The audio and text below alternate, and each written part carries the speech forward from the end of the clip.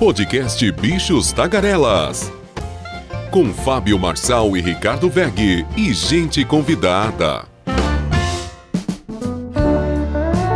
Olá, eu sou o Ricardo Weg, jornalista multimídia empolgadaço com a vida, e está no ar o programa Podcast Bichos Tagarelas, o seu podcast em língua portuguesa com as principais notícias sobre o Brasil.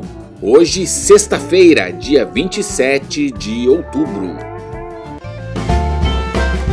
Podcast Bichos Tagarelas.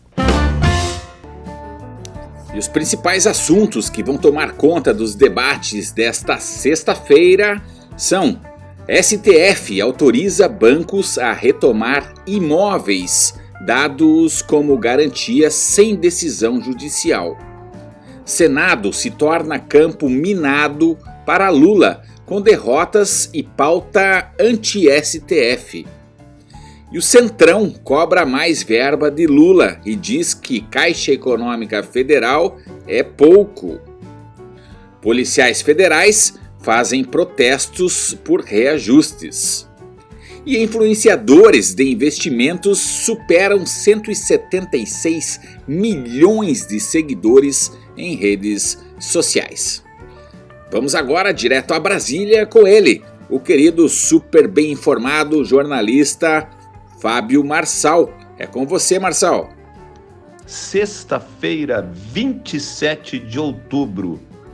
Olha, começamos com uma notícia muito ruim para os nossos ouvintes que aí não conseguem pagar as suas prestações da casa própria.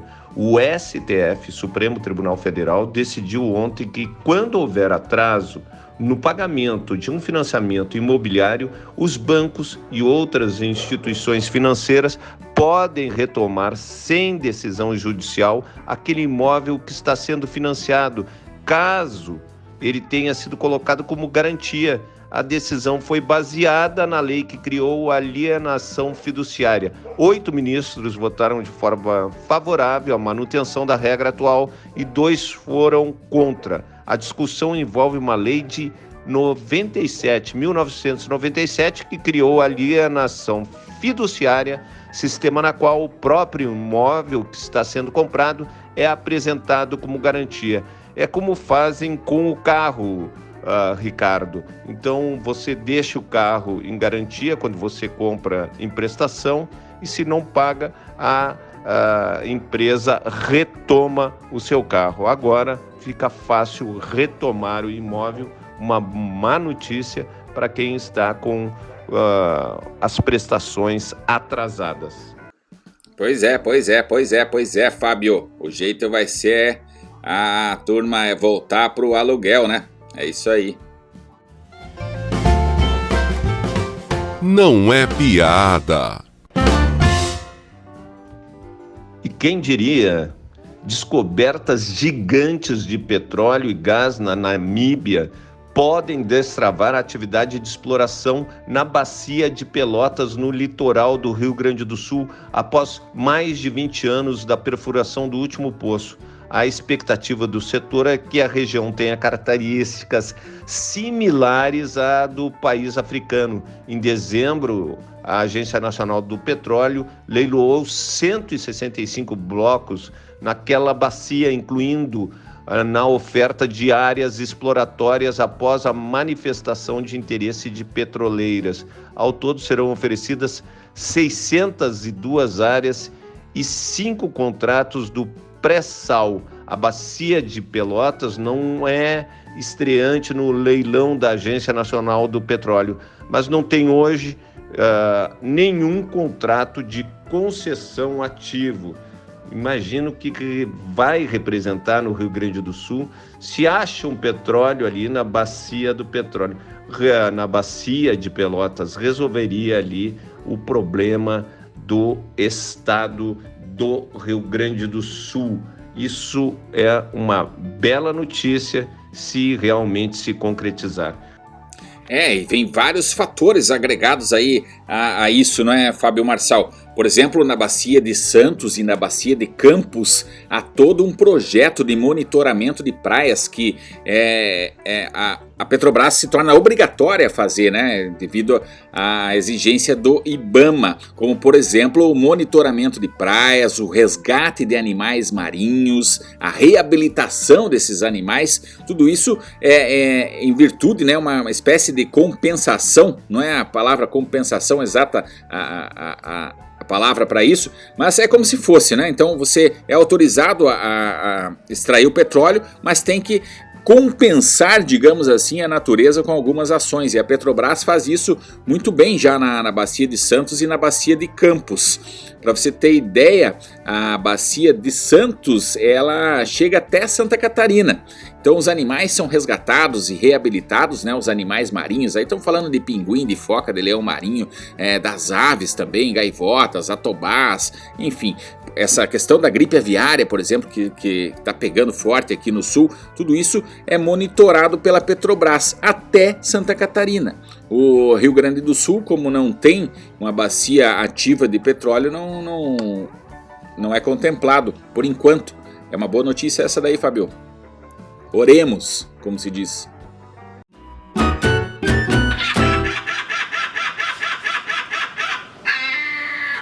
Podcast Bichos Tagarelas. Com Fábio Marçal e Ricardo Weg e gente convidada.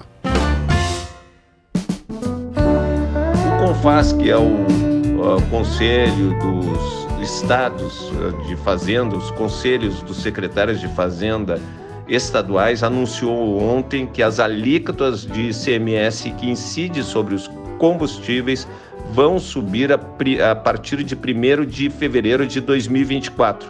Segundo o despacho, publicado no Diário Oficial da União, a incidência do imposto para o litro de gasolina, etanol, anidro, saltará de R$ 1,22 para R$ 1,37, uma alta de 15 centavos. Para o diesel e o biodiesel, subirá de 94 centavos para R$ 1,06, um aumento de 12 centavos. Já para o GLP, inclusive o derivado de gás natural, saltará de R$ 1,25 para R$ 1,41, uma alta de 16 centavos. O que acontece aqui em Brasília, Ricardo, quando tem esse anúncio que é a partir de 1º de fevereiro de 2024? Os postos já aumentam os combustíveis. Quando se fala em aumento, eles aumentam o combustível justamente para ter um lucro maior. Então tu pode saber que amanhã as bombas de combustíveis do Distrito Federal já vão colocar os 15 centavos, e é um cartel que manda aqui na capital federal. Ricardo. Eu gosto da tua coragem enquanto jornalista e citar aí um cartel. De fato, dá a impressão que há um cartel dos postos de combustíveis não só aí em Brasília, mas em todas as regiões, não é? A gente vê uma espécie de tabela de preços. É raro um posto destoar dos preços dos demais, né? Sobem todos juntos a mesma quantidade, o mesmo valor. E a gente vê uma diferença apenas quando circula regionalmente. Então, por exemplo, eu estou aqui em Florianópolis. Hoje a gasolina aqui está em média R$ 5,90. Mas se eu vou para o norte do estado de Santa Catarina, para a região de Joinville, por exemplo, lá eu encontro a gasolina a R$ 5,40. Então, quer dizer, o suposto cartel aqui da capital não atua no norte do estado, mas lá também todas são R$ 5,40. Impressionante só não ver o Ministério Público. Não é piada. O Senado Federal usou a indicação do presidente Lula para a defesa pública da União para mandar um duro recado ao governo e expor o clima de insatisfação na casa. A força do movimento que levou à rejeição do nome escolhido pelo presidente pegou de surpresa até a oposição. A avaliação dos parlamentares e assessores é de que uma derrota de Igor Roque nesta quarta-feira confirmou a dificuldade do Planalto de construir uma base sólida em meio a um balcão de reclamações no Senado. a leitura nos bastidores sobre a rejeição de Roque é de que o Senado aproveitou um processo de baixo interesse, a indicação para a DPU, para enviar um alerta. Descendo a rampa. Agora que maré que tá esse senhor aí que ia ser o defensor público da União, hein? São raríssimos os casos de negativas do Senado Federal para indicações. Imagino que ele estava todo feliz da vida, ia chegar no ápice da sua carreira, chegou lá, levou uma rasteira no Senado, né? Na verdade a rasteira foi para atingir o Lula, mas imagino ele que já estava com tudo pronto para comemorar com a sua família e o alto cargo, e daí chegou lá no Senado, o pessoal, não, volta, não, você não. Podcast Bichos Tagarelas. É que eles estão achando que tudo está indo para o Lira, Caixa Econômica para o Lira, ministros do Arthur Lira, que é o presidente da Câmara dos Deputados, e para o Senado sobra as migalhas. Então vamos ver de que forma o presidente Lula vai resolver mais esse problema. O Centrão da Câmara dos Deputados também apertou o cerco no Palácio do Planalto e ampliou a pressão por cargos e emendas no momento em que o governo corre contra o tempo para aprovar no Congresso medidas econômicas de interesse do presidente. Integrantes do governo já veem um prazo apertado de 60 dias para avançar no conjunto de propostas do ministro Fernando Haddad e nos projetos que tratam do orçamento de 2024. Nesta quarta-feira, após Lula demitir a presidente da Caixa e dar o comando do banco a um aliado de Lira, os líderes do Centrão chegaram a um acordo e destravaram o projeto de taxação das offshores dos super ricos, a cobrança de impostos dos super ricos. Mas agora o Senado está com ciúminho e o Centrão quer mais. Isso que é muito ruim para qualquer governo. Hoje nós temos um semipresidencialismo. O presidente Lula precisa do Centrão, né, que, querendo ou não, alguém votou e colocou o Centrão aqui. Ele precisa do Centrão para aprovar suas medidas. Então, o presidente não consegue, não pode fazer um governo sozinho. Precisa passar pelo fisiologismo do Congresso Nacional.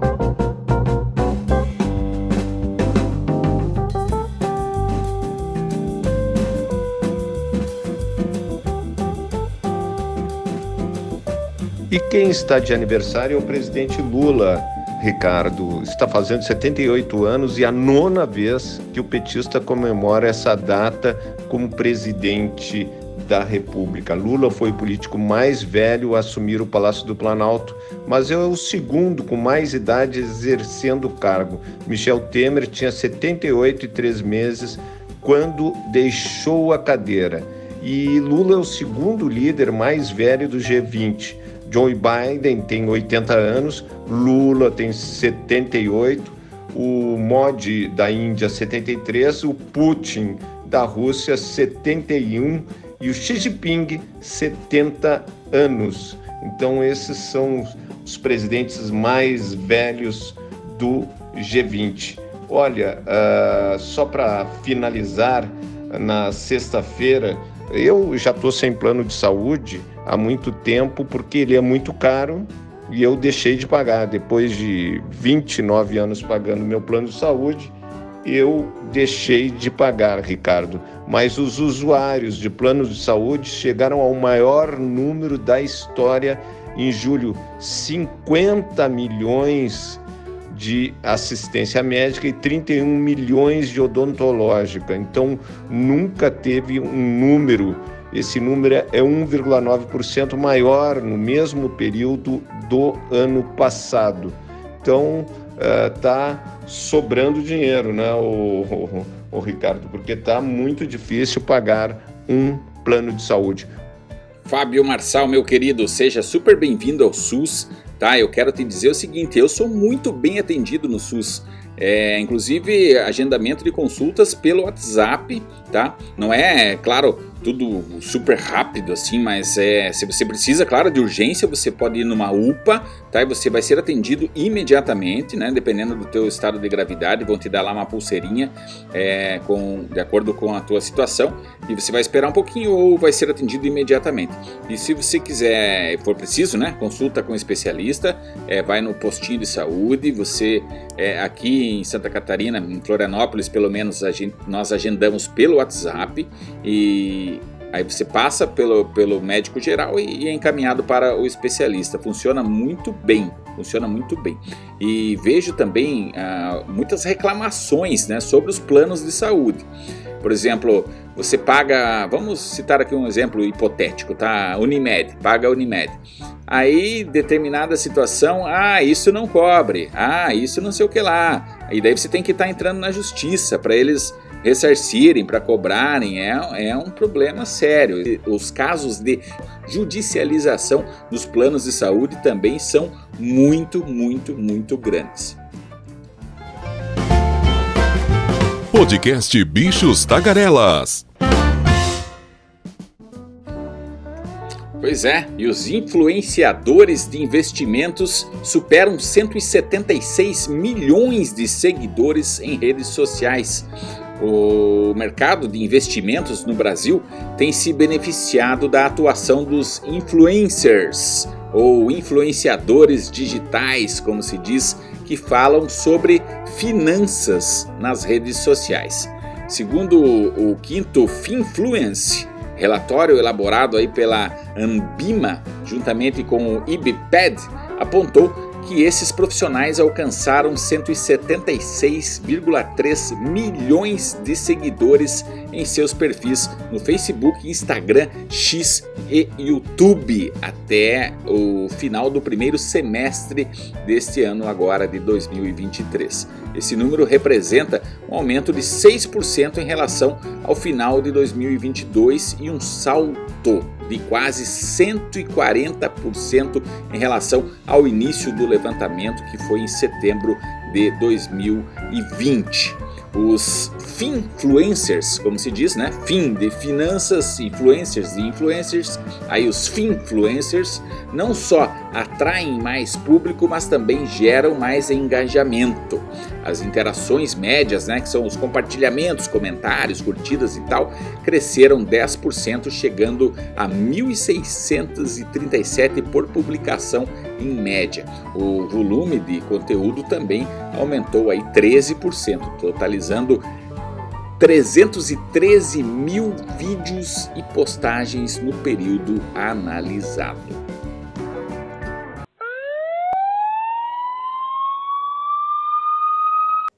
Olha a polícia por aí. Servidores da Polícia Federal promoveram ontem uma mobilização reivindicando reestruturação da corporação em todo o Brasil. Os policiais federais estão aí revoltados e a informação veio por meio de nota enviada à imprensa pelo Sindicato dos Policiais Federais do Rio Grande do Sul. As negociações de reestruturação estão em andamento desde o dia 15 de junho, quando foi encaminhado ofício pelo Ministério da Justiça e Segurança Pública ao Ministério da Gestão e da Inovação em Serviços Públicos, o MGI, né, diz aí a entidade. A proposta é apresentada pela própria Polícia Federal e pelo Ministério da Justiça.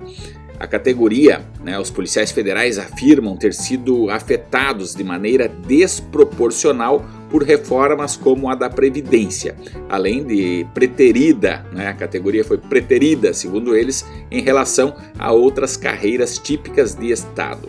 Outro fator citado é o aumento de demandas da Polícia Federal sem a esperada valorização correspondente. Pois é. Você sabe quanto é um salário médio de policial federal? Pois é, eu também não sei, mas é mais de 10 mil reais. Notícia boa!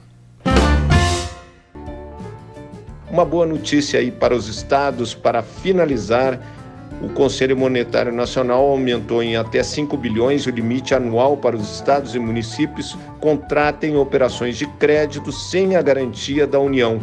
O valor total passa a ser de 18 bilhões de reais. Resumindo, os estados podem, então, ampliar o seu teto de empréstimos sem o aval da União, garantindo os pagamentos à União, Ricardo. Um maravilhoso, final de semana para você e para os nossos ouvintes, Ricardo. É isso aí, Fábio, meu querido, um excelente e um maravilhoso final de semana para você também e para todos os nossos ouvintes em língua portuguesa em todo o planeta. Um agradecimento especial ao Spotify e também ao Google Podcast, que ontem nos deu o selo, e estamos definitivamente também publicando e em todo o mundo no ar pelo Google Podcast. Google Podcast é um braço da gigante Google destinada aos áudios, destinada aos podcasts. E nós estamos lá. Essa também é uma notícia boa. Excelente final de semana para todos e até segunda-feira. Você ouviu o podcast Bichos Tagarelas com Fábio Marçal, Ricardo Weg e gente convidada.